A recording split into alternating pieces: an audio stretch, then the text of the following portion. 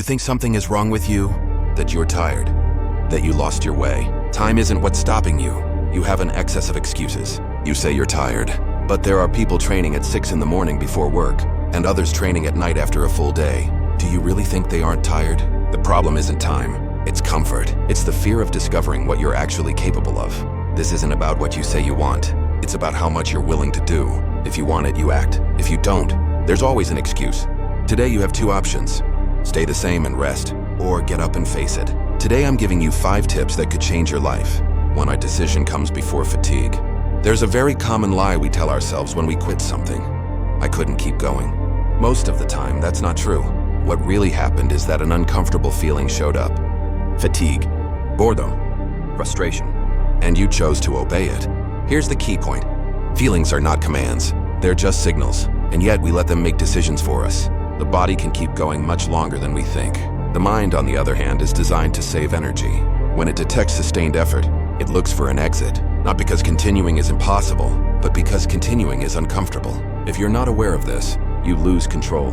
This principle doesn't fail because it's wrong. It fails because no one taught us to separate what we feel from what we decide. A simple example. You start an important task, 30-40 minutes pass, and mental fatigue appears. That's not real exhaustion. That's resistance. Instead of staying a bit longer, you switch stimuli, distract yourself, stop. Not because you can't continue, but because you never trained yourself to stay when the mind starts pushing back. Every time you do that, you reinforce a pattern. When it gets uncomfortable, I stop. Over time, your mind gives up faster and faster. That's why this line from David Goggins is so direct. Don't stop when you're tired. Stop when you're done. It's not about destroying yourself. It's about not handing over control at the first uncomfortable moment. Applying this in daily life doesn't mean going to extremes. It means not deciding while emotional. When the urge to stop appears, you don't make a final decision. You stay a little longer.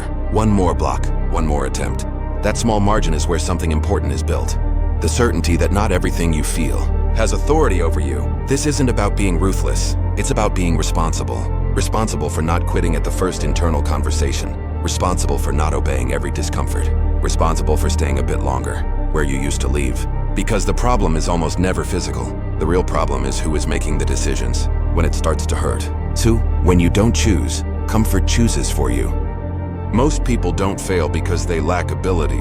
They fail because they get comfortable too fast. Comfort doesn't feel like an enemy. It doesn't hurt. It doesn't trigger alarms. That's why it's dangerous. It doesn't stop you suddenly. It slowly lowers your standards. At first you make real effort. Then you improve a little, and you relax. You start choosing the easy option, just for today. And without noticing that today becomes a routine. Here's the problem. Comfort always sounds reasonable. I've done enough. I can do it tomorrow. It's not that important right now. None of that sounds like quitting, but repeated over time, something changes. You start living on minimum effort. This principle doesn't fail because it's extreme. It fails because comfort disguises itself as self-care, balance, common sense. And yes, rest is necessary, but rest is not the same as avoidance. Avoidance is stepping away from what you know you should do. It's postponing what matters because it isn't urgent. It's staying where you are because things aren't that bad. That's where comfort wins. That's why this warning from David Goggins is so uncomfortable. You are in danger of living a life so comfortable and soft that you will die without ever realizing your true potential. This isn't about suffering. It's about numbness. Applying this principle doesn't mean living uncomfortable all the time. It means not letting comfort make important decisions for you. Start simple. When you have 2 options, consciously choose the one that demands a bit more, not the extreme one. The one you wouldn't pick by inertia. When something important feels uncomfortable, don't avoid it. Stay. Do it imperfectly if you must, but do it, because discomfort isn't a sign you're on the wrong path. Very often, it's the opposite. Comfort keeps you stable. Discomfort moves you. And if you never question what's comfortable, one day you realize you didn't fall backward, but you didn't move forward either. Follow through, don't negotiate, don't hesitate, or your weaker self will choose for you. There's an internal conversation everyone has. It's not loud. It's not dramatic, but it's constant. It's the voice that shows up. Right before you quit a little, it doesn't tell you to give up completely. It asks for something smaller. Lower the intensity. Postpone it. Do it tomorrow. That voice isn't the enemy. It's your weaker self trying to protect you from effort. The problem starts when you negotiate with it, because that version of you never wants what's best long-term. It wants immediate relief. It wants comfort. It wants what's familiar. And every time you negotiate, the stronger version loses. This principle doesn't fail because you lack discipline. It fails because you believe you can reason with weakness. A clear example: you start something with clear rules, a schedule, a habit, a commitment to yourself. Then a hard day arrives, and instead of following through, you adjust the rules. Today I'll do less. Today doesn't count. I'll make up for it tomorrow. Nothing seems serious, but you just sent a dangerous message. Rules are negotiable when it's uncomfortable. From that moment on, your word loses weight. That's why this line from David Goggins hits so hard. Suffering is the true test of life. Not because suffering is the goal, but because it reveals who takes control when things get hard. Applying this principle doesn't mean becoming rigid or extreme. It means something simpler and harder at the same time. Do what you said you would do, even when you don't feel like it. If you set a rule, don't debate it in the moment of discomfort. Decide in advance, and when friction arrives, execute, not emotionally, responsibly. When the voice that wants to negotiate appears, don't argue with it. Act, because the moment you start arguing, you've already given ground. Every time you don't negotiate, you strengthen your identity. Every time you do, you weaken it. You don't need motivation for this. You need consistency. And over time, something interesting happens. That weak voice still appears, but it loses its power. Number 4, total responsibility. There's a huge difference between understanding this principle and truly accepting it. Understanding it is saying, yeah, I'm responsible. Accepting it is stopping the search for someone to blame, even when the situation wasn't fair. Because this principle isn't about fairness, it's about control. As long as you explain your life through what happened to you, how you grew up, what others did or didn't do, control is not in your hands. You may not have chosen your circumstances, but you always choose how you respond to them. And that's where this principle becomes uncomfortable. No one likes to admit that. In many cases, stagnation doesn't come from the outside. It comes from repeated decisions they avoided facing. This principle doesn't fail because it's cruel. It fails because it removes the most comfortable excuse of all, not being responsible for the outcome. A common example: something in your life isn't moving forward, a habit, a project, a goal, and immediately you look for external reasons. It wasn't the right time. I didn't have support. The conditions weren't right. Maybe all of that is true, but none of it changes the result. As long as you stay there, nothing moves. There's only explanation, no action. That's why this line from David Goggins is so direct. You are stopping yourself from reaching your full potential. It doesn't accuse, it points. Applying total responsibility doesn't mean blaming yourself for everything. It means stopping the endless explanations and starting to act from where you are. Not from where you should have started, from where you are now. Uncomfortable but simple questions.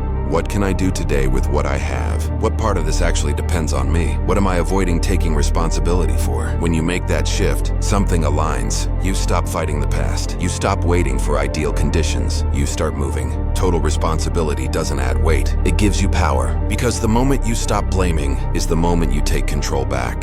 For 5, growth is always uncomfortable.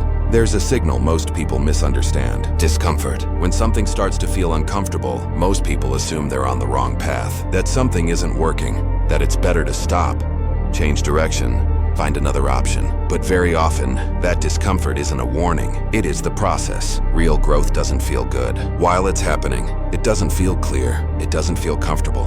It feels clumsy, heavy, uncertain.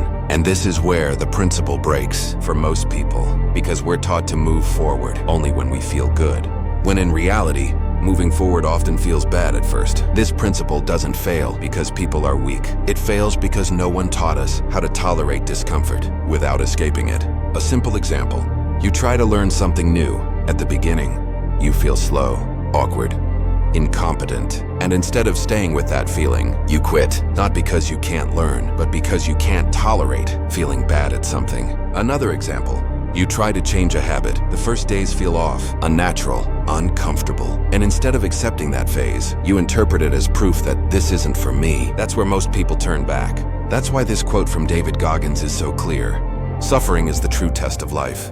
It doesn't glorify pain. It puts it in context. Applying this principle doesn't mean seeking suffering. It means not running from it when it appears in something that matters. When something important feels uncomfortable, don't treat it as a sign of failure. Treat it as a sign of adaptation. Stay a little longer. Don't force the outcome. Hold the process, because discomfort doesn't last forever. Avoidance does. Growth isn't elegant, it isn't comfortable, and it's almost never pleasant in the moment. But it's the only real way to change. And if every time something gets uncomfortable you walk away, you're not avoiding pain, you're avoiding your own growth. The decision, in the end, everything comes down to something very simple. It's not a lack of information, it's not a lack of potential, and it's almost never a lack of ability. It's a series of small decisions you make when no one is watching. Decisions you make when you're tired, when something feels uncomfortable, when it would be easier to negotiate, blame, or choose comfort.